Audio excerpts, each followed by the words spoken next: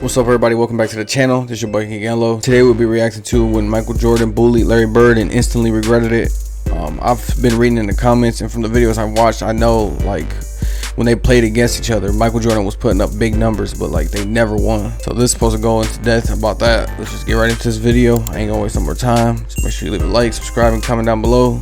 Looking at a 21-year-old Michael Jordan, a kid who is fresh off his junior season at North Carolina and has yet to play in a single The NBA GOAT. game. You are also currently looking at a 27-year-old Larry Bird. Man, look at Larry. In his prime. To be honest, when you look at Larry, he don't look like he gonna be good. No contest. Jordan was the leader of the 1984 Olympic team, a team made up of college kids, while Bird. Oh yeah, I see a little clip when Charles Barkley was talking about this. We're supposed to toughen up the college kids before the Olympics and show them what life. Damn, that's what I said. Thomas, MJ. Only that's not what happened. Instead, Michael would go on to embarrass Larry and in turn created a rivalry that Michael himself would regret, because sure, Mike put up individual numbers against Bird and the Celtics that were absurd, but as you are about to see, during his time in the NBA, Michael Jordan eventually got the best of basically every star he ever faced off against except for one, and that man is Larry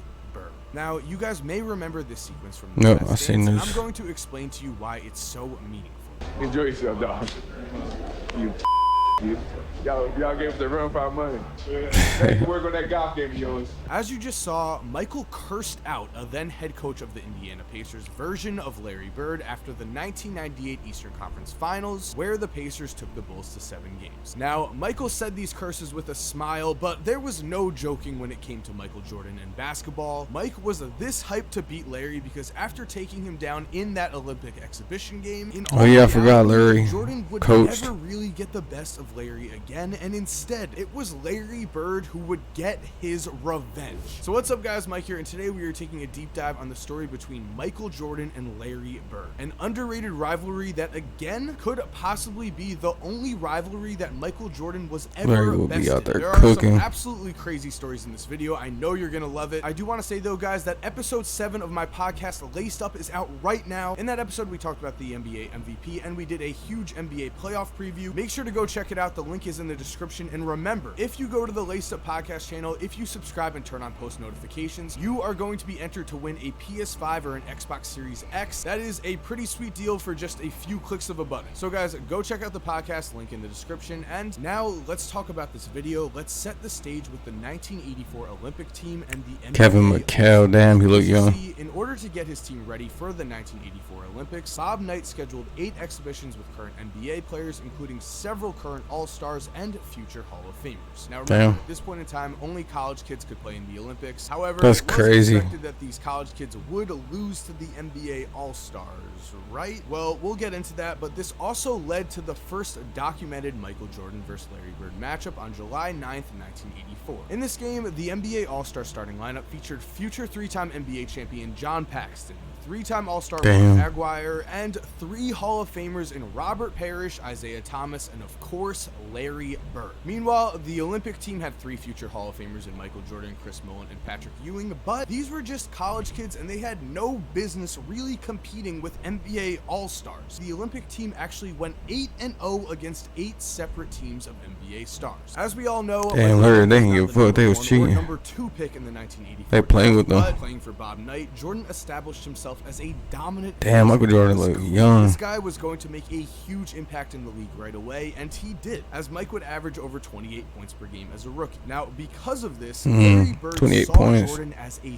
threat. He saw him as a young kid who was going to try to come in and take over the league that Bird was currently dominating. Remember, Larry was the MVP in 1984. From all these videos I've been seeing, Larry Bird definitely was dominating. And 1986 as well. Damn. This meant that Larry Legend was at his apex, and he wanted Michael Jordan to know this was his league, which meant, according to competitive, super competitive. Warm-ups in Indy, Jordan had chased the ball to the Damn. NBA, and whereupon Bird I seen this. Did Bird hand it to Jordan? He did not. Without a Trying smile, to disrespect them. Kicked Mind the ball games. over Jordan's head back to the Olympians' end. Jordan didn't seem surprised. He just shook his head. 4 nights later, when Jordan crashed to the floor in Milwaukee and Johnson paused to help him up, the NBA coach waved Johnson off. Get away from him. He's been over our backs all night. shouted none other than Oscar Robertson. Damn. Larry Bird specifically here, you heard that right. When a ball bounced to the NBA All-Star side and Michael Jordan went to retrieve it, Larry Bird did not give it to him. Instead, he kicked it over Michael Jordan's head. With this, Larry was telling Mike, I don't care who you are, you're going to have to earn respect in the NBA, and it's going to be tough. The thing is, though, this move would look kind of silly because on this night, Michael Jordan would embarrass the NBA All-Stars, including Larry Bird. Mike would help lead the Olympic team to a win as he that man had bounced for days.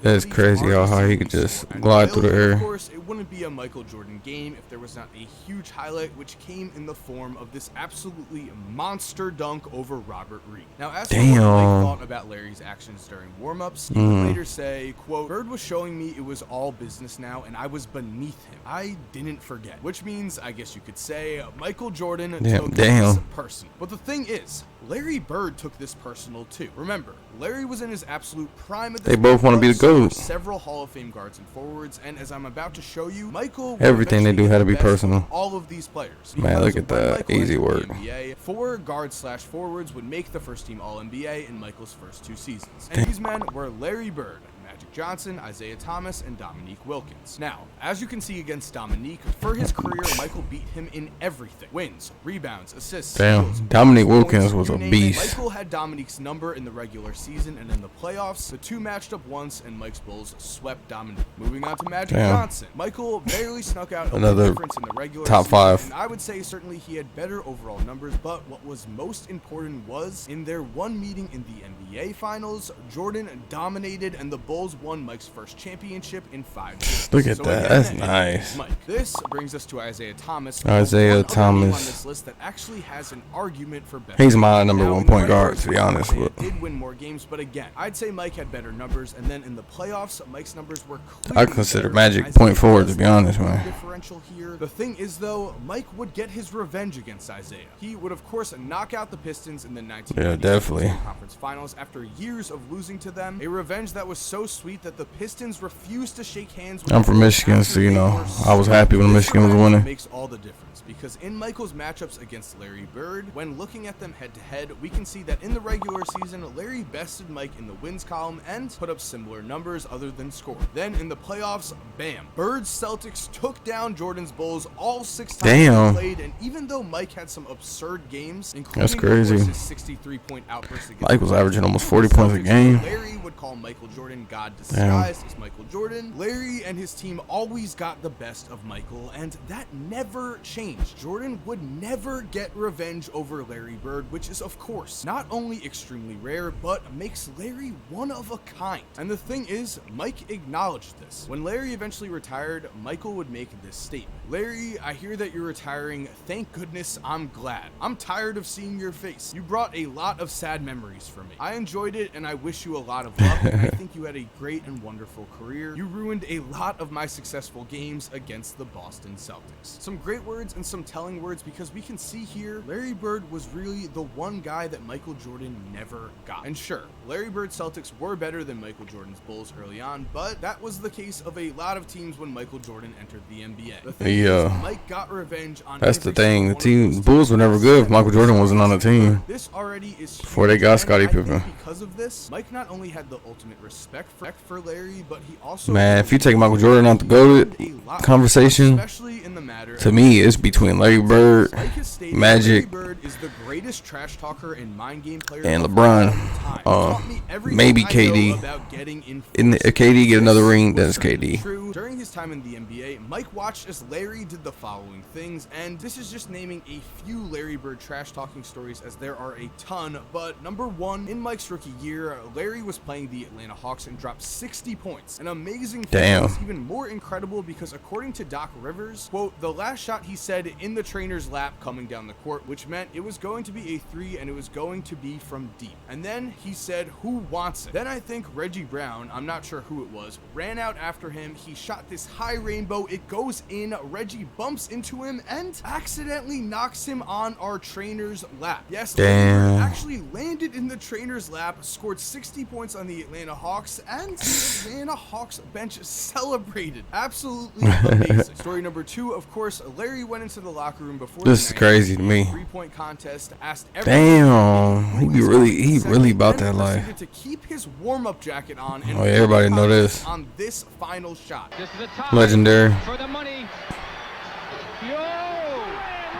Too easy.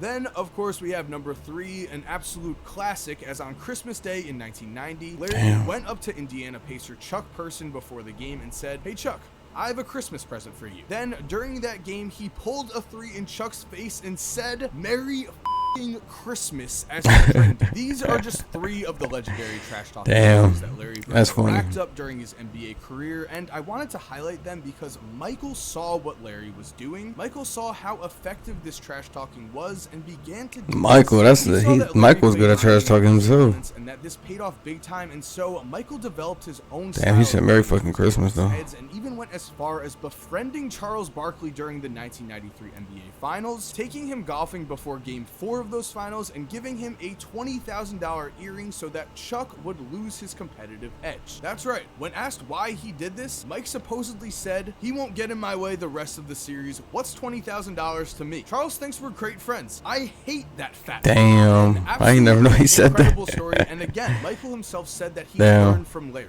He learned how to get into his opponent's heads, and this paid off big time. Damn, look at that. Which brings us to my final thoughts. What should we take away from this video? Well, to me, I think it's remarkable that the one guy that Michael Jordan could never guess was Larry Bird. Michael Jordan. Hey, if y'all want me to do a reaction to Michael Jordan highlights, just go ahead and let me know in the comments down below. Because his career would have been long. But it can also be said that if Larry's back held up, he would have been better. He would have stayed in his MVP form, and it could have been the Celtics who were beating the Bulls in the playoffs in the late 1980s. Imagine. So Larry could have even then he definitely would have been the GOAT. Advantage on Jordan. We'll never know for sure there. What we do know is that in an extremely rare occurrence, it was an opponent who took things personal against Michael Jordan and actually got the better of him. Yes, Larry Bird took the loss in that 1984 exhibition game, but then after that, damn, and then lose again. A lot more losing, especially in the playoffs. 6-0 for Larry Bird and the Celtics. That is something that that's good. To his grave, and is the reason why Michael was so 6-0 in the playoffs. That's crazy. Up here though, I do also think it's awesome that Mike really held no hard feelings against Larry. Sure, he is a competitive psychopath and always wanted to beat Larry, but he has openly praised Larry Bird. He has openly said that he has learned from Larry Bird, and he has said that he used this knowledge to help himself become the greatest. Everybody did. Of all time. With that said, guys, I hope you enjoyed today's video. Larry Bird brought a whole different dimension to the game. Remember to leave a like and subscribe, and also go check out my podcast and subscribe and turn on post notifications. You can carry a team without having to be the most athletic dude on the court. Nobody was doing that back then. And that's the end of the video. Obviously, you can see Larry was goated. He was going crazy, unstoppable, pretty much. Michael's the GOAT, but if you took Michael out that conversation, there's nobody else. There's too many different people who can be the GOAT. Like, thank God there's MJ, because if it wasn't from MJ, the argument of who's the GOAT would never have a conclusion. But you know, when you start counting rings, you gotta give it to MJ. Shit, you gotta throw Bill Russell in there, really. But go ahead, leave a like, subscribe, and comment any videos you want me to react to down below. Hit that post notification, and until I see you on the flip side, peace.